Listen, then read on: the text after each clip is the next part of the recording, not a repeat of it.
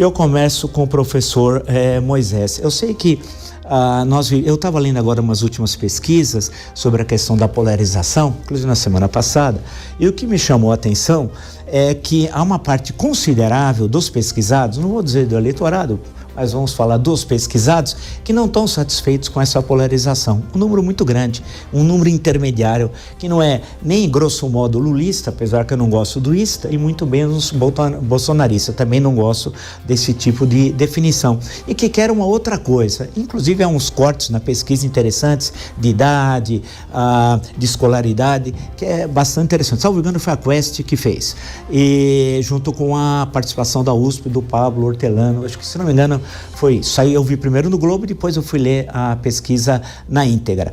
Eu pergunto ao senhor sobre quando eu sei que o senhor não é pitonista, não está no oráculo de Delfos, mas quando é que nós sairemos dessa polarização? Que dá a entender, ao menos os pesquisados, que eles já estão cansados dessa polarização sem ideias. Boa noite, Vila, amigos, participantes. Eu acho que essa questão está ligada, em grande parte, ao papel dos partidos políticos, né? Nós tivemos no Brasil, de modo particular, do governo da ex-presidente Dilma Rousseff para cá, essa polarização ela foi aumentando, né? E você veja que, num certo sentido, os partidos que são mais moderados, que estão no centro, né?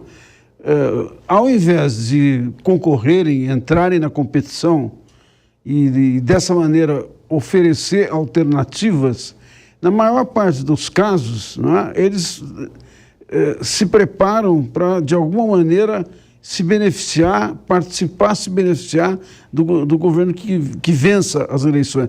Não é como se você tivesse, ao invés do partido se dirigir à conquista do poder, não é? Ele fica um pouco à margem e com isso não garante um cenário em que você pudesse ter alguém mais à esquerda, alguém mais à direita, mas tivesse um centro. O chamado centro democrático no Brasil, como você lembrou bem dessa pesquisa recente, né? É um número grande, mas não aparece nenhuma personalidade, não personifica, né, de modo que represente uma alternativa capaz de enfrentar os dois polos, né? E, num certo sentido, também é preciso levar em conta que os dois polos, de alguma maneira, estimulam a continuidade. É mais fácil... Se autoalimentam. Se autoalimentam, né? É mais fácil manter a polarização na disputa do que uma diversificação, né? Exatamente isso, por favor. Eu queria dividir em duas questões. Primeiro, polarização sempre existiu, né? A gente vive uma polarização mais humana ou mais clássica, que era o PSDB e o PT, que acabavam no fim da noite se respeitando, conversando. Era uma divergência no plenário, mas fora do plenário existia um convívio de entendimento, de tentar compreender e achar um espaço que é adequado para a política nacional. O que a gente vive hoje é uma polarização raivosa, onde os polos não conseguem se conversar. Eles não conseguem, porque eu digo que numa guerra, muitas vezes é mais importante você conhecer o seu adversário do que o seu próprio exército. Porque senão você não consegue montar uma estratégia para avançar, para vencer a guerra, né? E eles não conseguem se comunicar. Você vê as discussões até na internet, no meu próprio Instagram, eu vou trazer para o meu Instagram. Eu vejo as pessoas falando, eu não consigo dialogar com as pessoas, porque as pessoas falam uns absurdos que eu não consigo achar um argumento para falar assim, não, você está errado, não é isso. Tamanho a cegueira política que as pessoas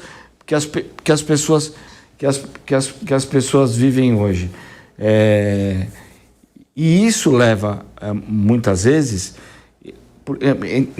terminando isso, e a questão das pessoas cansadas com a polarização.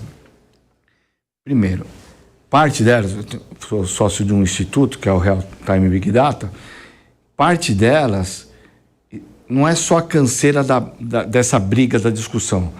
Elas já identificam que a vida delas, por conta dessa polarização, não melhorou, e muitos identificam que piorou. Aí eles não querem mais, né? Porque parte do eleitorado, por que tem a reeleição muitas vezes é um campo fértil para quem está no poder? Porque as pessoas olham e falam assim, não, eu já estou ajustado aqui nessa cadeira, não quero mudar para o banco, né? Deixa eu na cadeira aqui, tá confortável, já me ajustei, tá ruim, mas pode piorar. Então existe um sentimento da não mudança, né? Porque eu já estou ajustado. Mas ao longo das últimas eleições, aí eu vou trazer para São Paulo, ao longo das últimas eleições, eu que faço campanhas eleitorais tenho observado que as pessoas estão procurando em toda eleição algo novo. Eu vou trazer desde a campanha do João Dória, prefeito. 2016. 2016, né? Fernando Haddad, acelera, né? O trabalhador. Eleição presidencial, Bolsonaro. 18.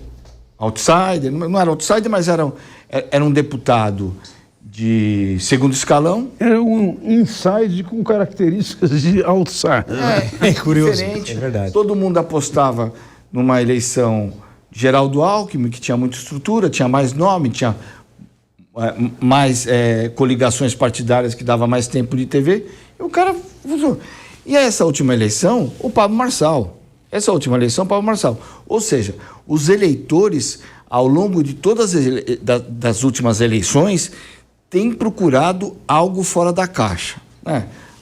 Na última eleição, o Pablo Marçal fez o que fez e ficou de fora, mas poderia, em algum momento, ser o prefeito dessa cidade. Não, por muito pouco. Não. Poderia. Errou, teve a história do laudo, teve a história da ambulância, teve diversas histórias que levaram ele à derrota. Se ele fosse num caminho de conciliação, hoje ele seria... Poderia ser o prefeito. E na eleição, é o que o professor falou. Hoje você tem os dois polos, você tem o Lula, tem a esquerda e a direita. As pessoas ainda não enxergaram um novo nome, mas pode de repente aparecer. Eu me arrisco me perguntar quem poderia ser um novo nome. Acho que o Ratinho Júnior, de repente, poderia ser um nome desse que as pessoas identificam, falam assim, pô, é um cara novo, tem o pai, é um cara jovem, num estado bem organizado, nunca se viu no meio de uma confusão. Pode ser um Ratinho Júnior, ou pode ser um João Dória, Pablo Marçal novo, que nós ainda não enxergamos ou que ainda não apareceu. Mas que toda eleição, os eleitores têm observado e procurado alguém fora da política, isso em todas as eleições tem acontecido. Agora, sim, claro. Acho difícil, Pedroso, que nessa configuração atual apareça alguém novo, né? Mas eu estou falando, o eleitor tem procurado. O eleitor não... Eu não sei se vai ter tempo hábil ou se vai surgir um nome, mas o eleitor tem procurado um nome fora da política.